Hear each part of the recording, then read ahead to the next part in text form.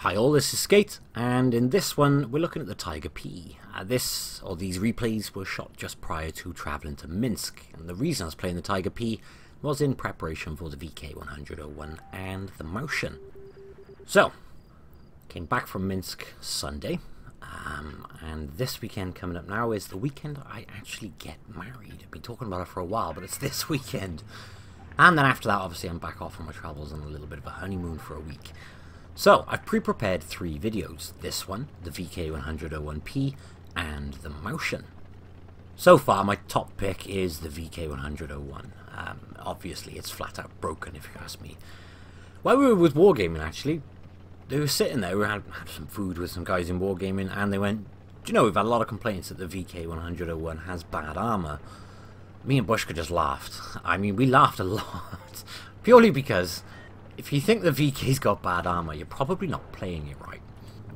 My opinion's quite the opposite. I actually think it's so damn broken that it's probably going to receive a nerf in the future. I'd be very, very surprised if it didn't. It's got so much going for it. But we'll cover that in the next video.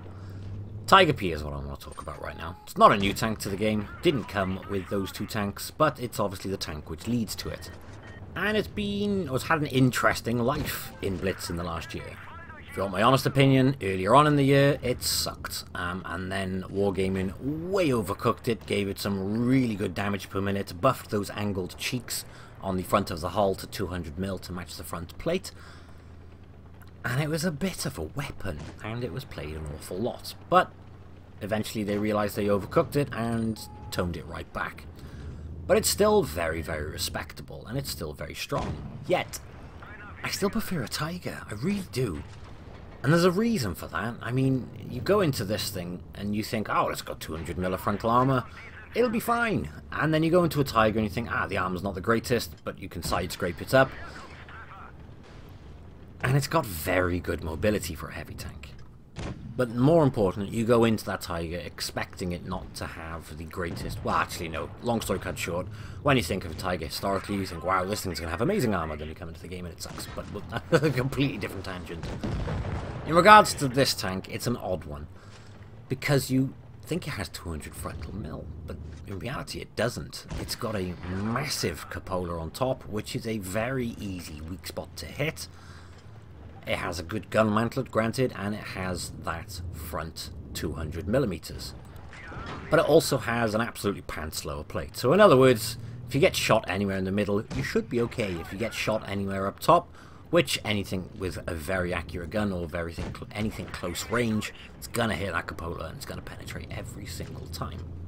And that's where the Tiger P gets frustrating for me, because with a Tiger, well, you've got an extra degree of gun depression, and you've got the mobility, and it's pretty much a box, so you can side scrape it a little better. With this thing, I just find it very hit and miss. I mean, against tier 8s, I try to play it at a medium range, hoping that my weak spot isn't a big, massive weak spot and glaringly obvious as a result. I'll also try and move around as much as I can. In this circumstance, I'm kind of screwed against this KV4.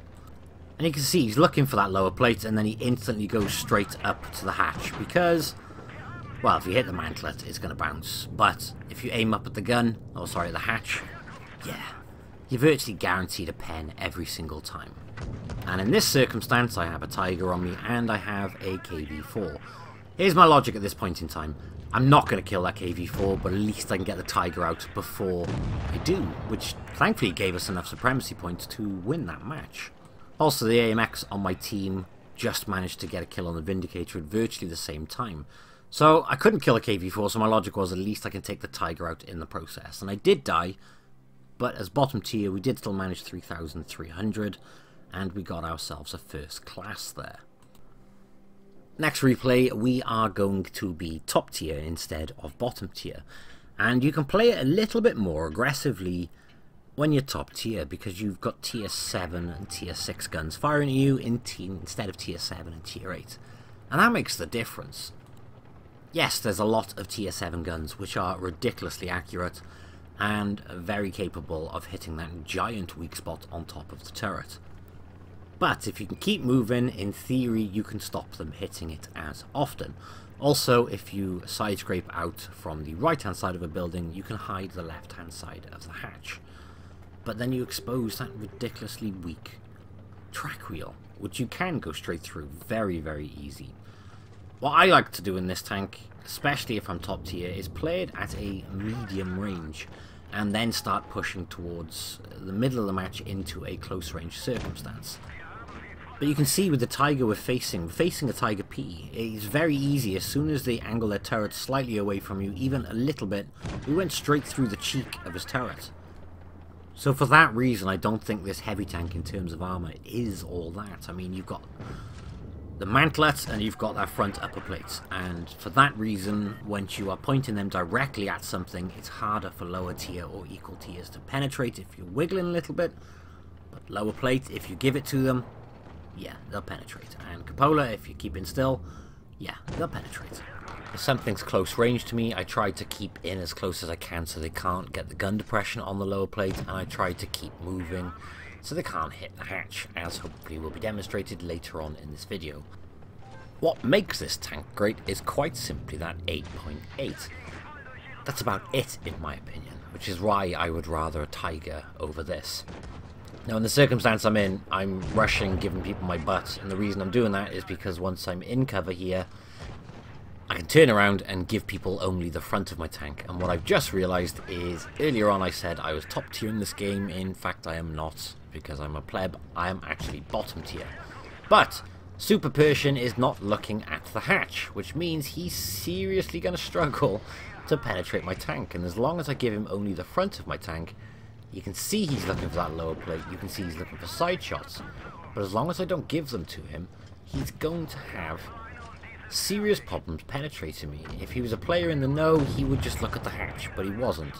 LTTB accidentally drifted in front of me, screwed up his ability to basically circle me. As it stands now, as long as I give him the front of my tank and keep close enough so we can't use the gun depression, he's also struggling to penetrate me. Side armor, he'd penetrate easily. So again, pry him off and just keep him on the front of the tank is the #1 goal here. And we're just bouncing shot after shot for that reason. And there's only one tank left, but we have managed to amount 1,200 damage blocked and 3,400 done. But they do have 2 caps, and the last tank left alive is a Tiger P. So I need to get in, help my team player, and get as much damage as I can done. And quickly. But that, I mean, look at that shot. You wouldn't make that with a lot of guns. The 8.8 is fantastic, and that is the only, in my opinion, saving grace of this tank. I know there's going to be many of you guys who disagree with me. Maybe I don't click with the Tiger P. I didn't enjoy the Tiger P anyway. And like I've already said, given the choice, I would pick a Tiger every single day of the week. But there's the giant hatch on top, and there's the easy shot in it. And we just win that game for getting that shot. And that gains us a mastery badge in this tank because we did 3,800 damage. We have a steel wall, we have obviously the mastery badge, and 27,000 credits. Oh, and 5 kills. But that's pretty much a very quick short video on the Tiger P. It's about trying to use that armor. It's trying in the nicest way to hope somebody doesn't know or panics and doesn't aim for that cupola, because when they do, it makes your life much harder, and your job then is just to try and hide the lower plate. And yes, you can side scrape up in this tank, but if you're gonna keep a Tiger from tier 7, personally I'd pick the Sushi Tiger from tier 6. And then if you can't do that, I would pick the tier 7 Tiger, not the Tiger P. This for me was a tank to grind through. Once I grinded through this tank, it's sold.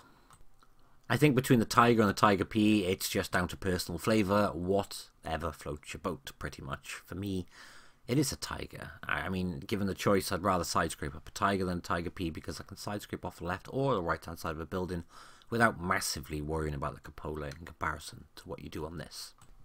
But I noticed a fair few of you asked for a Tiger P video in the comments, so I hope some of the gameplay did help. The next tank, obviously, is going to be the VK100-01, and now that thing is a keeper. Well, until it gets potential nerfs, then we'll have to reevaluate at that point in time. This thing previously was a keeper. when it was severely overcooked and a little bit broken and highly amusing as a result. Now, I just don't think it's all that. But that's it for this video. Thank you all for watching, and I will catch you in the next one. Bye-bye.